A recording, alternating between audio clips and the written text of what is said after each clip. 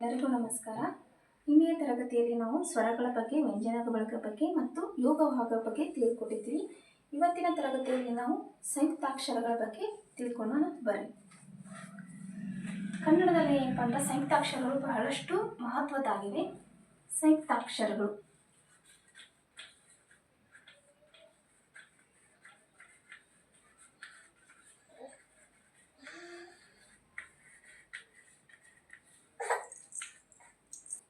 ಸಂಯುಕ್ತಾಕ್ಷರಗಳು ಎಂದರೇನು ಅದರ ಅರ್ಥವನ್ನು ನೋಡ್ಕೊಂಡು ಬರೋಣ. ಎರಡು ಅಥವಾ ಎರಡಕ್ಕಿಂತ ಹೆಚ್ಚು ವ್ಯಂಜನಾಕ್ಷರಗಳು ಸ್ವರಗಳನ್ನು ಪಡೆದುಕೊಂಡು ಬಂದರೆ ಅದನ್ನು ನಾವು ಏನಂತೀವಿ? ಸಂಯುಕ್ತಾಕ್ಷರ ಅಂತ ಕರಿತೀವಿ. ಎರಡು ಅಥವಾ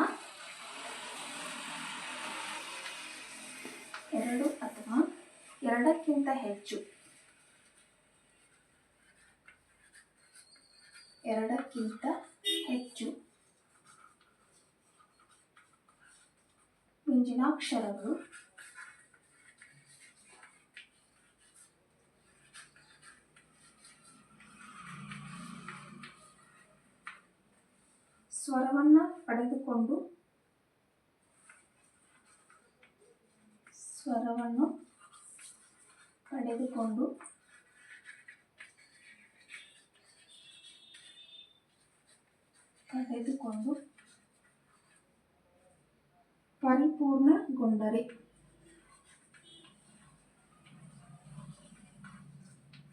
ಪರಿಪೂರ್ಣಗೊಂಡರೆ ಇದನ್ನ ಸಂಯುಕ್ತಾಕ್ಷರ ಎಂದು ಕರೆಯುತ್ತೇವೆ.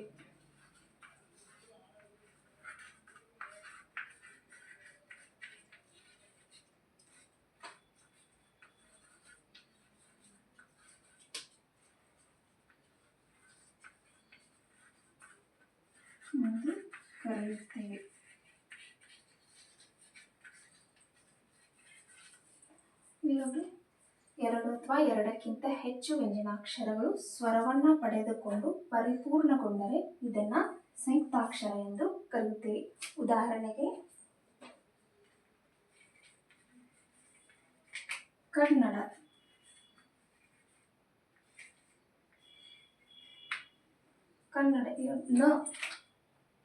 ನ ಅಕ್ಷರ ಪ್ಲಸ್ ನ ಒತ್ತಕ್ಷರ ಇದ್ದಾಗ ಎರಡು ಸರಿ ನ ಬರೆದು ಇಲ್ಲಿ ಏನಾಗಿತ್ತು ಮತ್ತೆ ಎರಡು ಅಥವಾ ಇದು ವ್ಯಂಜನ. ನ ಅನ್ನೋದು ವ್ಯಂಜನ.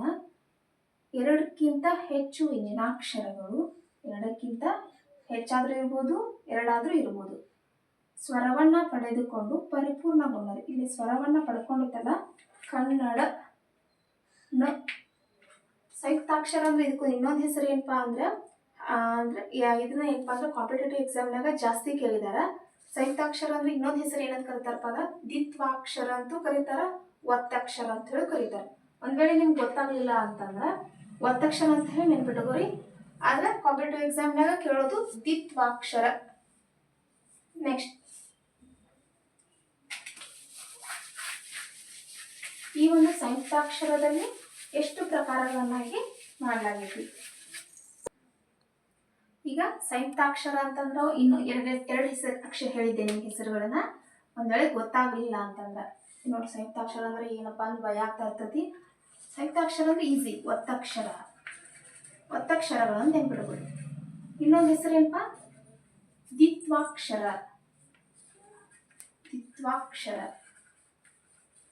ದ್ವಿತ್ವಾಕ್ಷರಗಳು.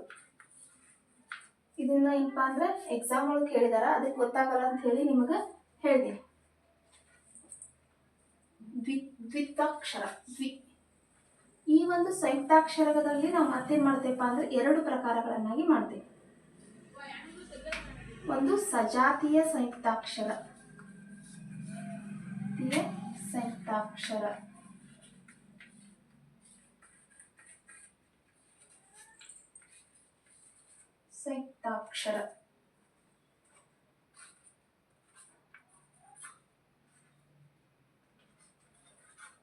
ಎರಡು ವಿಜಾತಿಯ ಸಂಯುಕ್ತಾಕ್ಷರ.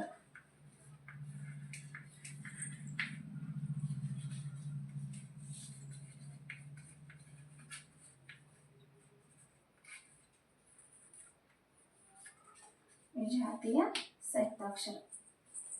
ಇಲ್ಲಿ ನೋಡ್ರಿ, ಸಂಯುಕ್ತಾಕ್ಷರಗಳಲ್ಲಿ ಎರಡು ಪ್ರಕಾರ ಅಥವಾ ಒತ್ತಕ್ಷರದಲ್ಲಿ ಎರಡು ಪ್ರಕಾರ ಅಂತ ಅದು ತಿಳ್ಕೊರಿ. ಸಜಾತಿಯ ಸಂಯುಕ್ತಾಕ್ಷರ, ವಿಜಾತಿಯ ಸಂಯುಕ್ತಾಕ್ಷರ. ಇಲ್ಲಿ ಫಸ್ಟ್ ಒನ್ ಏನಪ್ಪ ಅಂದ್ರೆ ಸಜಾತಿ ಸಂಯುಕ್ತಾಕ್ಷರ ಅಂದ್ರೆ ಏನು, ಅದರ ಉದಾಹರಣೆಗಳೇನು, ನೆಕ್ಸ್ಟ್ ಏನಪ್ಪ ಅಂದ್ರೆ ವಿಜಾತಿ ಸಂಯುಕ್ತಾಕ್ಷರ ನೋಡೋಣ. ಫಸ್ಟ್ ಇದ್ರ ಬಗ್ಗೆ ನೋಡೋಣ.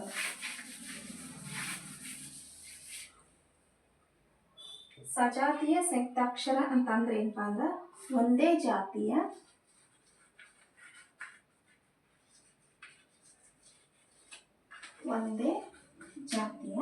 ಎರಡು ಅಥವಾ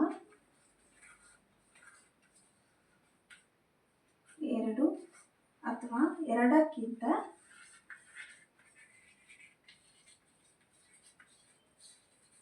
ಹೆಚ್ಚು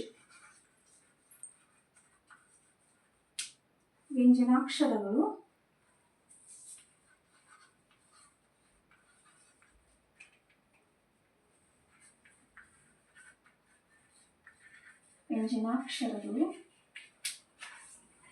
ಸ್ವರವನ್ನ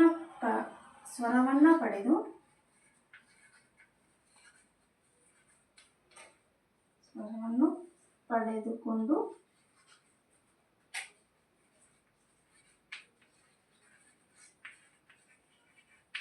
ಪರಿಪೂರ್ಣಗೊಂಡರೆ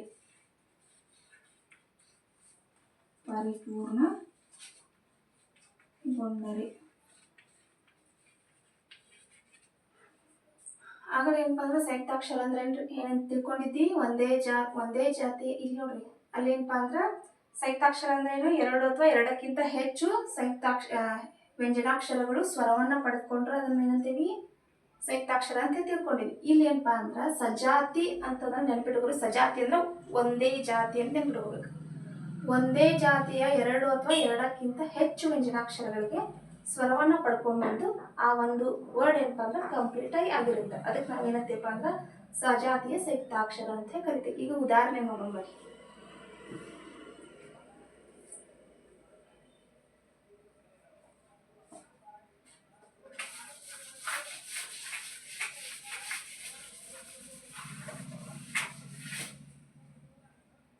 ಉದಾಹರಣೆಗೆ ನೋಡ್ರಿ, ಅಕ್ಕ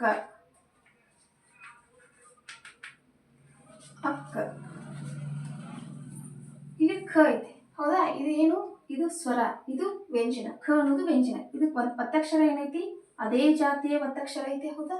ಅದಕ್ಕೆ ನಾವೇನಂತೀವಿ, ಸಜಾತಿಯ ಸಂಯುಕ್ತಾಕ್ಷರ. ನೋಡ್ರಿ, ಖ ಒತ್ತಕ್ಷರ ಐತಿ, ಮತ್ತೊಂದು ಖ, ಮತ್ತೇನ ಹೆಸರೈತಿ ಅ. ಸಜಾತಿ ಅಂದ್ರೆ ಏನು, ಒಂದೇ ಜಾತಿಯ ಒತ್ತಕ್ಷರಗಳು. ಸಂಯುಕ್ತಾಕ್ಷರ ಅಂದ್ರೆ ಏನು, ಒತ್ತಕ್ಷರ ಅಂತ ತಲೆಯಾಗಿರ್ಲಿ. ಅಕ್ಕ, ಅಪ್ಪ, ಇದು ಸ್ವರ, ಇದು ವ್ಯಂಜನಾಕ್ಷರ. ವ್ಯಂಜನಾಕ್ಷರಕ್ಕೆ ಏನಾಗೈತಿ, ಅದೇ ಜಾತಿಯ ಒತ್ತಕ್ಷರ ಬಂದೈತಿ, ಹೌದಾ? ಇದು ಪದ ಒತ್ತಕ್ಷರ ಹೌದಿಲ್ಲ, ಇದು ಕದ ಒತ್ತ ಹೌದಿಲ್ಲ.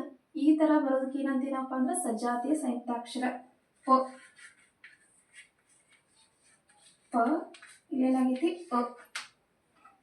ನೆಕ್ಸ್ಟ್ ಅನ್ನ.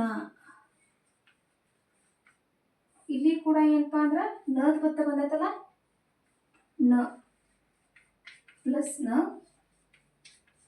ಅ. ಹಾಗಾದ್ರೆ ಈ ಸಜಾತಿಯ ಸಂಯುಕ್ತಾಕ್ಷರ ಅಂದ್ರೆ ಏನಂತ ಹೇಳಿ ನಿಮ್ಗೆ ಅರ್ಥ ಆಗೈತೆ ಅಂತ ತಿಳ್ಕೊತೀನಿ. ನೆಕ್ಸ್ಟ್ ಏನಪ್ಪಾ ಅಂದ್ರೆ ವಿಜಾತಿಯ ಸಂಯುಕ್ತಾಕ್ಷರ ನೋಡೋಣ.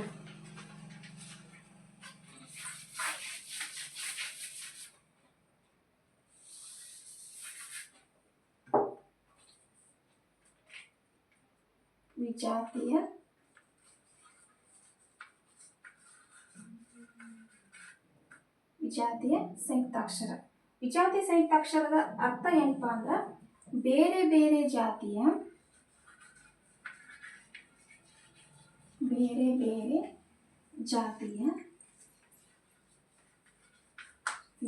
ಎರಡು ಅಥವಾ ಎರಡಕ್ಕಿಂತ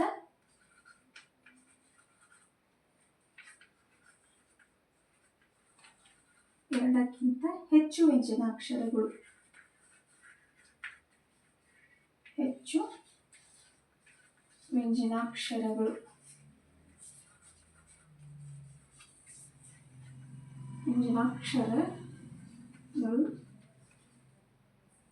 ಸ್ವರವನ್ನು ಪಡೆದುಕೊಂಡು ಪರಿಪೂರ್ಣಗೊಂಡರೆ. ಸ್ವರವನ್ನು ಪಡೆದುಕೊಂಡು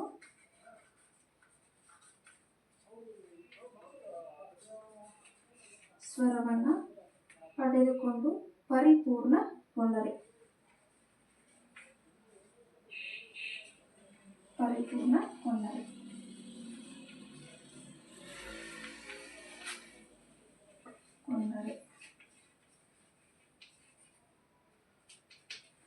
ನೋಡ್ರಿ, ಇಷ್ಟೇ ಭಾಳ ಈಸಿ ಐತಿ. ಸಜಾತಿಯ ಸಂಯುಕ್ತಾಕ್ಷರ ಅಂದ್ರೆ ಒಂದೇ ಜಾತಿ, ವಿಜಾತಿ ಅಂದ್ರೆ ಇಷ್ಟೇ, ಇದು ಒಂದೇ ವರ್ಡನ್ನು ಚೇಂಜ್ ಮಾಡೋದು.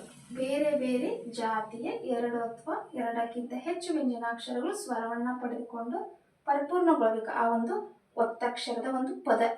ಇದಕ್ಕೆ ನಾವೇನಂತೀವಿ? ವಿಜಾತಿಯ ಸಂಯುಕ್ತಾಕ್ಷರ. ವಿಜಾತಿ ಅಂದ್ರೆ ಬೇರೆ ಬೇರೆ ಅಂತ ತಿಳ್ಕೊಬೇಕು. ಇದು ನಿಮ್ಗೆ ಆಲ್ರೆಡಿ ಈಗ ಏನಪ್ಪ ಅಂದ್ರೆ ಅನಿಸ್ತಾ ಇರ್ತೈತಿ, ವಿಜಾತಿ ಅಂದ್ರೆ ಅರ್ಥ ಆಗಿರ್ತೈತಿ. ಈಗ ಅಂದ್ರೆ ಒತ್ತಕ್ಷರ ನೀವೇ ಏನಪ್ಪ ಅಂದ್ರೆ ಯೋಚನೆ ಮಾಡ್ತಾ ಇರ್ತೀರಿ ಏನಂತ ಹೇಳಿ. ಉದಾಹರಣೆಗೆ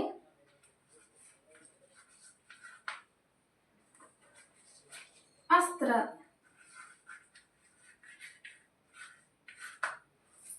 ಇಲ್ಲೇನಾಗೈತಿ? ಸತ್ವತ್ ಬಂದಿದ್ರ ಏನಾಗ್ತಿತ್ತು? ಅದು ಸಜಾತಿ ಆಗ್ತಿತ್ತು. ಇಲ್ಲೇನಾಗೈತಿ? ತ ಒತ್ತಕ್ಷರ ಬಂತ, ಅದಕ್ಕೆ ಇದೇನಾಗ್ತದೆ? ವಿಜಾತಿಯ ಸಂಯುಕ್ತಾಕ್ಷರ ಆಗ್ತದೆ.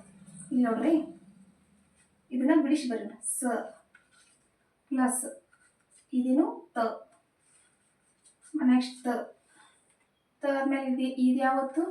ರ ಪ್ಲಸ್ ಸ್ತ್ರ, ಅಸ್ತ್ರ, ಅನ್ನೋದು ವಿಚಾರ ಬರುತ್ತಲ್ಲ. ನೆಕ್ಸ್ಟ್ ಸ್ವರ ಅಂದ್ರೆ ನೆಕ್ಸ್ಟ್ ಏನಪ್ಪ ಅಂದ್ರೆ ಒಂದು ವ್ಯಂಜನಾಕ್ಷರ ಏನ್ ಮಾಡ್ಬೇಕು ಅಂದ್ರೆ ಸ್ವರವನ್ನ ಪಡ್ಕೊಂಡು ಪರಿಪೂರ್ಣಗೊಳ್ತೈತಿ. ಸ್ವರ ಇಲ್ಲ ಅಂತಂದ್ರೆ ವ್ಯಂಜನಾಕ್ಷರ ಇಲ್ಲವೇ ಇಲ್ಲ. ನೆಕ್ಸ್ಟ್ ಉದಾಹರಣೆ ಉಷ್ಣ.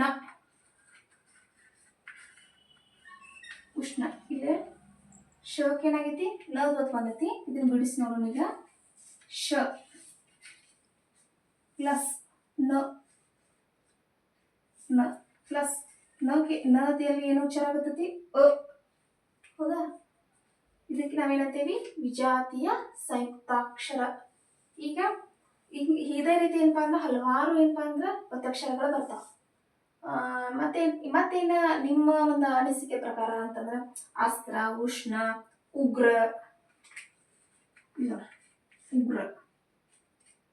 ಗ ಪ್ಲಸ್ ರ ಪ್ಲಸ್ ಉಗ್ರ. ಇಷ್ಟೇನಪ್ಪಾ ಅಂದ್ರೆ ಇವತ್ತಿನ ತರಗತಿಯಲ್ಲಿ ಏನಪ್ಪಾ ಅಂದ್ರೆ ಸಂಯುಕ್ತಾಕ್ಷರ ಅಥವಾ ಒತ್ತಕ್ಷರ ಅಂದ್ರೆ ಏನು, ಅದರಲ್ಲಿ 2 ಪ್ರಕಾರ ಮಾಡ್ತೀವಿ. ಸಜಾತಿ ಸಂಯುಕ್ತಾಕ್ಷರ, ವಿಜಾತಿಯ ಸಂಯುಕ್ತಾಕ್ಷರ. ಅದರ ಬಗ್ಗೆ ಉದಾಹರಣೆಗಳನ್ನ ನೋಡಿದೀವಿ. ನೆಕ್ಸ್ಟ್ ತರಗತಿ ಒಳಗೆ ಏನ್ ಮಾಡೋದಪ್ಪ ಅಂದ್ರೆ ಸಂಧಿಗಳ ಬಗ್ಗೆ ಅಧ್ಯಯನ ಮಾಡೋಣ. ಈ ಒಂದು ತರಗತಿ ನಿಮ್ಗೆ ಏನಾದರೂ ಇಷ್ಟ ಆಗಿದ್ರೆ ಲೈಕ್ ಮಾಡ್ರಿ, ಸಬ್ಸ್ಕ್ರೈಬ್ ಮಾಡ್ರಿ, ಕಮೆಂಟ್ ಮಾಡೋದನ್ನ ಮರೆಯಲಿಕ್ಕೆ ಹೋಗಬೇಡ್ರಿ. ಏನಾದರೂ ನಿಮ್ಗೆ ಹೆಚ್ಚಿನ ವಿಷಯಗಳನ್ನ ಹೇಳಬೇಕಿದ್ರು ಕೂಡ ಕಮೆಂಟ್ ಮಾಡ್ರಿ. ಅದೇ ರೀತಿಯಾಗಿ ಏನು ಮಾಡೋಣಪ್ಪ ಅಂದ್ರೆ ಪಾಠವನ್ನು ಪ್ರಾರಂಭಿಸೋಣ. ನಮಸ್ತೆ.